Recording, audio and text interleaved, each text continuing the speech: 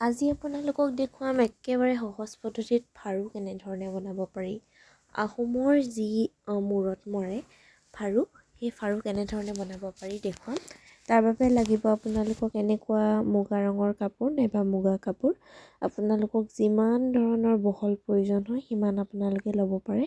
এনেধৰণে আপোনালোকে দুভাগ কৰিব লাগিব। গতিকে আপোনালোকক কিমান বহল ফাৰু লাগে সেয়া অনুযায়ী আপোনালোকে এনেধৰণে ল'ব আৰু মূৰৰ যি জোখ সেই অনুযায়ী আপোনালোকে দীঘলটো ল'ব। জুখি ল'ব আপোনালোকে। তাৰপাছত আপোনালোকক লাগিব দুখন কাণ। কাণৰ কাৰণে আপোনালোকে 6 ইঞ্চি নাইবা তাতকৈ বেছি যিমান ডাঙৰ সৰু লাগে তেনেধৰণে আপোনালোকে দুখন এনেধৰণৰ কাণ উলিয়াই ল'ব লাগিব। এয়া মই আপোনালোকক জুখি দেখাইছোঁ, এইটো 6 ইঞ্চি আছে আৰু ইফালে অলপমান কম আছে। আপোনালোকে 6 ইঞ্চিও ল'ব পাৰে। এনেকুৱা দুখন লাগিব।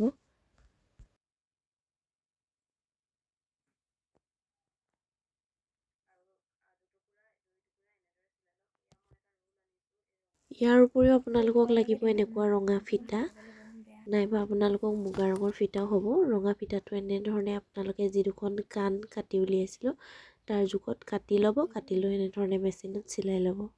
তাৰপাছত হোৱাৰ পাছত এনেধৰণে সৰু সৰু আপোনালোকে ভাঁজ দিব। আমি যিহেতু দুডাল ফাৰু বনাইছোঁ গতিকে 4খন এনেধৰণৰ কাণ ৰেডি কৰি লৈছোঁ সমান জোখত। তাৰপাছত এনেধৰণে সৰু সৰু আপোনালোকে ভাঁজ কৰিব। ভাঁজকেইটা সমান জোখত কৰিব। এফালে কৰিব যেনেধৰণে আপোনালোকে চাদৰ জাপে তেনেধৰণে সৰু সৰুকৈ ভাঁজ কৰিব। তাৰপাছত এনেধৰণে আপোনালোকে ভাঁজটোত এটা চিলাই মাৰিব। তাৰপাছত দীঘে এটা চিলাই মাৰিব এনেধৰণে।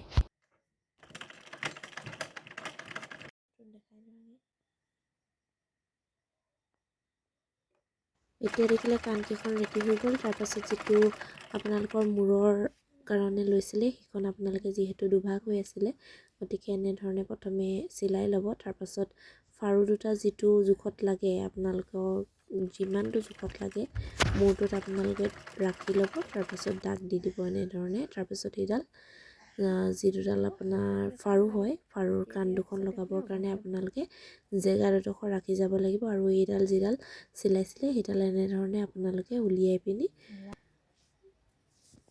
ফিটাডাল টানি দিব লাগিব।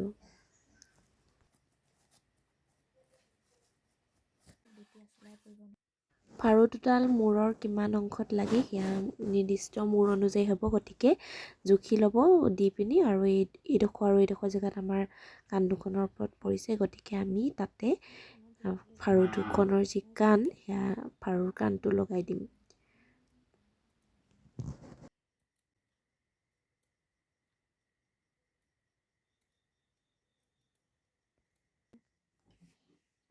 তেনেকে এইটো হোৱা নাই মুখামুখি কি হ'ল এইটোৱে হয় নাই এইটো মুখামুখি হ'ল নহয়। তাৰপৰা ৰাখি যোৱা জেগাডোখৰত তেনেধৰণে আপোনালোকে কাণ দুখন লগাই দিব মুখামুখিকৈ আৰু তাৰপাছত আপোনালোকে পুনৰ চিলাই এটা মাৰি দিব।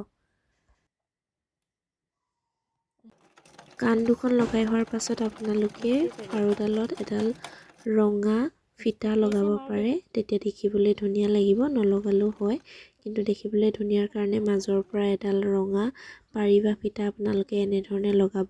তাৰপাছত আপোনালোকৰ মূৰৰ নিৰ্দিষ্ট জোখ অনুযায়ী আপোনালোকে হুক লগাই পিনি এনেধৰণে ফাৰু পৰিধান কৰিব পাৰিব।